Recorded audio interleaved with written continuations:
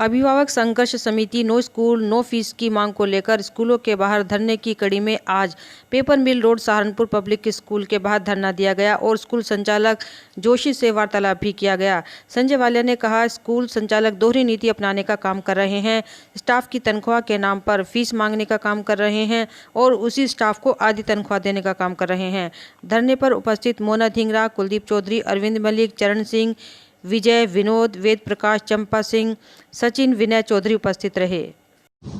अभिभावक संघर्ष समिति लगातार 3 महीने से नो स्कूल नो फीस को लेकर प्रयासरत है। धरनों के माध्यम से, भूख हड़ताल के माध्यम से, पुतले फूंकने के माध्यम से हर तरीके से हम लोगों ने धरना प्रदर्शन करने का काम किया, लेकिन ना शासन, ना प्रशासन, ना स्कूल संचालक, किसी को आम अभिभावकों पर दया आने का काम नहीं हुआ। अतः हमने तीसरी कड़ी में हर स्कूल के बाहर जाकर धरना देने की एक प्रक्रिया शुरू की है। उसी कड़ी में आज सहारनपुर पब्लिक स्कूल के बाहर एक मौन धरना देने का काम किया है सांकेतिक, और परसों सोमवार को बड़े स्तर पर इसी स्कूल के बाहर धरना देकर हम लोग पुतला फूंकने का काम करेंगे सहारनपुर पब्लिक स्कूल का। हम साफ तौर पे कहना चाहते हैं कि जब तक अभिभावकों को न्याय नहीं मिलेगा, जब तक अभिभावकों की बात नहीं सुनी जाएगी, तब तक स्कूल संचालकों के सामने हमें एक दीवार की तरह खड़े रहेंगे और अपने अभिभावकों को इंसाफ दिलाने का काम करेंगे। हम साफ तौर पे कहना चाहते हैं अपने अभिभावकों से कि आप निराश होने का काम ना करें। आज नहीं तो कल सरकार को हमारी बात माननी पड़ेगी और हम पर कहीं ना कहीं फीस माफी की जो दबाव बना हुआ है उसे हटाना पड़ेगा। मातागढ़ रोड स्थित नलकूप कंपाउंड में मटेरियल रिसाइकलिंग निर्माण सेंटर का लोकार्पण महापौर संजीव वालिया, नगर आयुक्त ज्ञानेंद्र सिंह द्वारा संयुक्त रूप से किया गया, जिसमें मुख्य रूप से पार्षद भूरा सिंह, आलोक श्रीवास्तव, वीके सिंह के अलावा अन्य स्थानीय निवासी मौजूद रहे। रायवाला फड़ी बाजार व्यापारी आज राधे श्याम नारंग के नेतृत्व में जिलाधिकारी से मिले और मांग की कोविड-19 की वजह से बचाव हेतु फड़ी बाजार भीड़ वाले बाजार बंद किए गए थे, उनको दोबारा सुचारू रूप से चलाने को लेकर आज फड़ी बाजार एसोसिएशन ने जिला अधिकारी कार्यालय में ज्ञापन सौंपा और मांग की कि जल्द से जल्द यह व्यापार शुरू किया जाए, जिससे कि यह व्यापारी मंगल बाजार में अपनी फड़ी लगा सके और अपने परिवार का पेट पाल सके। हम ये चाहते हैं कि हमारा मंगल बाजार फिर से इसी तरह से शुरू हो जावे राय वाले पे, और हम आश्वासन दिलाते हैं कि जिस तरह से सैनिटाइज रखने का वहाँ हिसाब होगा वो भी रखेंगे, अनुपालन करेंगे। आपके जो भी हमें इसकी परमिशन दिलाई जावे जिला अधिकारी जी से हमारी ये।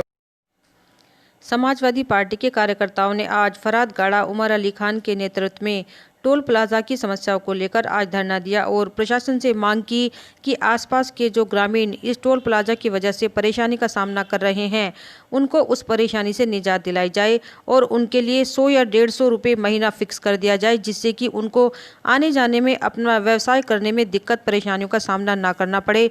मांगे पूरी ना होने पर उन्होंने आंदोलन की चेतावनी दी। सहारनपुर में एक नेशनल हाईवे निकला, बर्तन वाला में यहाँ एक टोल प्लाजा लगा। उस टोल प्लाजा के अंदर जिस तरह से लोकल यहाँ के ग्रामीणों का, मजदूरों का उत्पीड़न लगातार हो रहा है, इन्हीं लोकल लोगों से इनके खून चूसकर इनसे अवैध वसूली कर पुलिस को दी जा रही है और फिर पुलिस के द्वारा भी इनका उत्पीड़न करवाया जा रहा है। एक तो वो यहाँ पे उगाई उनसे यहाँ हो रही है और एक उगाई उनसे थाने में हो रही है। उसी के विरोध में हम आज लोग यहाँ पंचायत करी और उस पंचायत में ये तय हुआ 2 दिन का जब इन लोगों को अल्टीमेटम दे रहे हैं, 2 दिन के अंदर या तो जिन काश्तकारों की जमीन ले गई उनके परिवार के एक आदमी को नौकरी देने का काम करें और लोकल जो यहाँ ग्रामीण है, डागा लेडी से लेके फतेहपुर तक जितने भी थाने यहाँ बीच में गाँव पड़ते हैं उन सबको छूट देने का काम करें। और अगर ऐसा काम नहीं करते तो 2 दिन के बाद 6 तारीख से हम यहाँ से लगातार धरना देने का काम करेंगे निश्चित।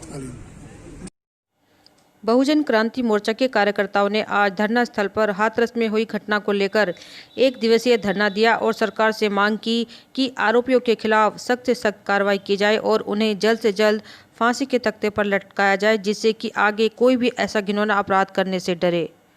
साथियों, हमें बड़े दुख के साथ कहना पड़ रहा है जो बहन मनीष के साथ हुआ है।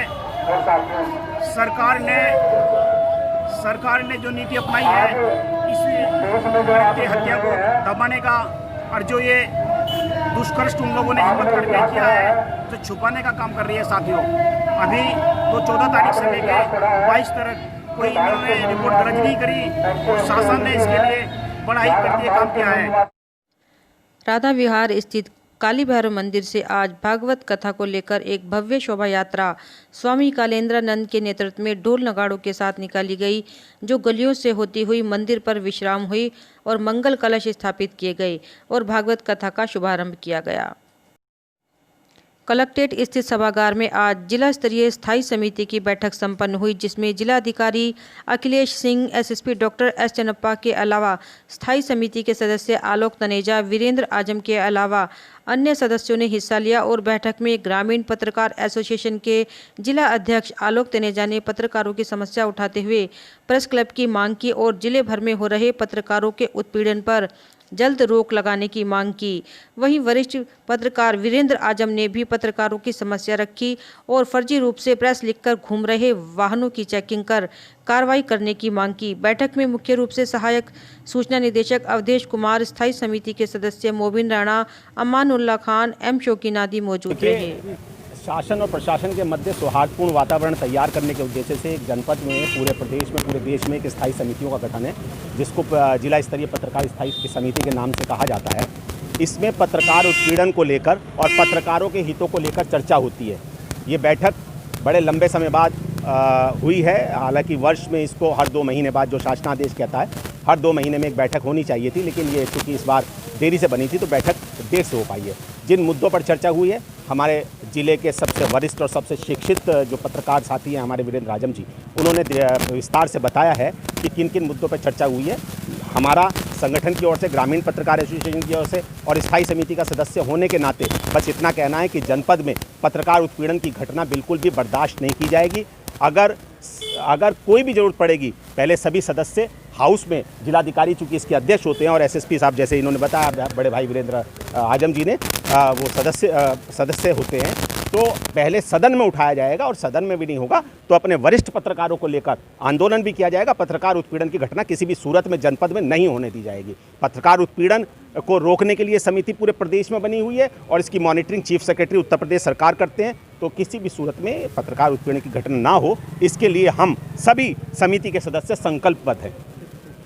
आज के क्या किस विषय में मिलने वाला है? ये आज पत्रकार स्थायी समिति की बैठक थी और उसमें पत्रकार सदस्य होते हैं जो मान्यता प्राप्त पत्रकार हैं, जिलाधिकारी उसमें डीएम होते हैं, एसएसपी उसमें सदस्य होते हैं और सचिव उसमें डिप्टी डायरेक्टर होते हैं। तो इसमें पत्रकार उत्पीड़न से संबंधित, पत्रकारिता से संबंधित विभिन्न मुद्दे रखे जाते हैं। आज एक मुद्दा तो हम लोगों ने ये रखा है कि जो पत्रकार हैं, मान्यता प्राप्त पत्रकार हैं या जो भी महत्वपूर्ण, अपने जो भी विशेष रूप से पत्रकार हैं, उन लोगों को पिलखनी और गवर्नमेंट जो हॉस्पिटल है, राजकीय मेडिकल कॉलेज है, उसमें चिकित्सा की सुविधा मिलनी चाहिए। दूसरी चीज़ हम लोगों ने ये रखी है कि जिला सूचना कार्यालय बहुत दूर है और पत्रकारों को वहाँ बार बार जाना पड़ता है, तो उससे परेशानी होती है। उसे कलेक्ट्रेट परिसर में शिफ्ट किया जाए और जल्दी से जल्दी किया जाए। तो ये हम लोगों ने एक मांग रखी। तीसरी मांग जो एजेंडे में वहाँ शामिल थी वो ये थी कि बहुत सारे ऐसे पत्रकार आ गए हैं जिनको पत्रकारिता की ABCD पता नहीं है, जो पत्रकारिता के संबंध में जानते नहीं हैं, जो पत्रकारिता के नाम पर विभिन्न विभागों में दलाली कर रहे हैं। उन लोगों के पर अंकुश लगाया जाए। हम लोगों ने भी उसमें सहमति जताई है कि पत्रकारिता की गरिमा के लिए जो सही पत्रकार हैं उनकी गरिमा के लिए जो फर्जी पत्रकार हैं उनके खिलाफ अभियान चलाया जाना चाहिए। दूसरे एक एजेंडे में शामिल था कि कुछ ऐसे ही फर्जी पत्रकार अपने वाहनों पर प्रेस लिखकर घूमते हैं। हम लोगों ने उससे भी सहमति जताई है कि ऐसे वाहनों की जांच की जानी चाहिए। भाई हमारे वरिष्ठ साथी पत्रकार देवेश त्यागी जी पर जो हमला हुआ था उसके जो दोषी थे उनकी तुरंत गिरफ्तारी हुई। उसके लिए हमने एसएसपी साहब का, जिलाधिकारी महोदय का आभार जताते हुए और ये मांग रखी है कि जो बाकी भी लोग हैं, दोषी हैं, उनकी गिरफ्तारी की जानी चाहिए। और बाकी कुछ और मुद्दे रहे हैं, चर्चा रही है। बाकी आलोक जी मेरे साथ हैं, हमारे वरिष्ठ साथी हैं, वो इस पर चर्चा करेंगे। बताएं। भारतीय जनता पार्टी के राष्ट्रीय महामंत्री अरुण सिंह सर्किट हाउस पहुंचे। सर्किट हाउस पहुंचकर अरुण सिंह ने पत्रकारों से वार्ता की।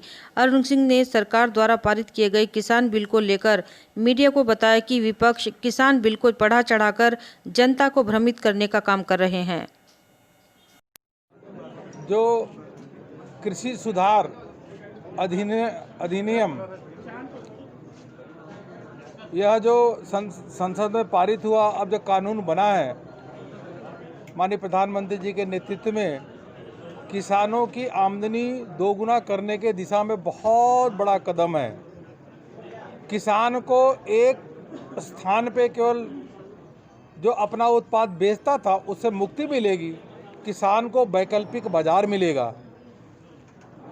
किसान को जो विपक्ष की पार्टियां भ्रम फैला रहे हैं कि एमएसपी नहीं रहेगी, एमएसपी थी, एमएसपी है, एमएसपी रहेगी। अगर किसानों की जो उत्पाद है 1.5 गुना एमएसपी करने का कोई काम किया, स्वामीनाथन कमेटी के रिकमेंडेशन को मानने का कोई काम किया, तो मोदी जी के नेतृत्व में हुआ, माननीय प्रधानमंत्री मोदी जी ने किया है। दूसरा, विपक्ष की पार्टियां भ्रम है जो फैला रही हैं कि करार के माध्यम से उनको ज़मीन ले लिया जाएगा। मैं स्पष्ट करना चाहूँगा कि करार के माध्यम से किसानों की कोई ज़मीन 1 इंच भी ज़मीन न गिरवी रखी जा सकती है, न किराए पे ले जा सकती है, न लीज ली जा सकती है। वह करार टूटने पे भी ज़मीन कोई छू नहीं सकता, यह अधिनियम में है। दूसरी बात, इस जो करार के माध्यम से अब जो किसान हैं उनके लिए यह कृषि क्षेत्र में रिसर्च और टेक्नोलॉजी, इन दोनों के माध्यम से एक क्रांति आने वाली है। उत्तम क्वालिटी के बीज मिलेंगे, हाई टेक्नोलॉजी मिलेगी, अच्छे उनको बाजार मिलेंगे और उसके माध्यम से किसानों की आमदनी बहुत बढ़ने वाली है। जैसे हमने देखा नए बीज, जब हमने इस चीनी के क्षेत्र में शुगर केन, गन्ना के नए बीज आए तो उनकी उत्पादन जो रिकवरी रेट है वह 2 गुना से ऊपर बढ़ गई। इसी प्रकार से एक फार्म सेक्टर में, कृषि के क्षेत्र में जब करार होगा तो उस करार के माध्यम से जो उत्पादन यील्ड है उसमें वृद्धि होगी। और अगर कभी कोई डिस्प्यूट भी होता है तो वह डिस्प्यूट 30 दिन के अंदर दूर होगा, कोर्ट में उनको नहीं जाना होगा। पूरे देश भर के किसान माननीय प्रधानमंत्री मोदी जी का अभिनंदन कर रहे हैं। सांसद जी, आपने कहा कि मोदी सरकार किसान हित सरकार है, लेकिन जो किसान विरोध करते हैं उनके ऊपर लाठीचार्ज क्यों किया जाता है? देखिए, हम सबको मालूम है कि कोई किसान नहीं विरोध कर रहा है। विरोध पंजाब में हुआ है और पंजाब में जो कांग्रेस की सरकार है वो बिचौलियों से मिल करके, क्योंकि इसमें सबसे अधिक देखेंगे तो बिचौलियों का ही रोजी रोटी जा रही है। बिचौलियों के माध्यम से मिलकर के सरकार खुद आंदोलन में पंजाब की आ गई। नहीं तो देश में अन्य स्थानों पर क्यों इसका विरोध नहीं हो रहा है? क्योंकि किसान जानते हैं कि अगर उनका अभी तक भला किया है, नीम कोटेड यूरिया, एमएसपी 1.5 गुना, पीएम किसान के अंतर्गत उनके अकाउंट में पैसा डालने का काम मोदी जी ने किया। किसान प्रधानमंत्री मोदी जी को अपना मसीहा मानता है और उनके दुख दर्द वही दूर कर रहे हैं।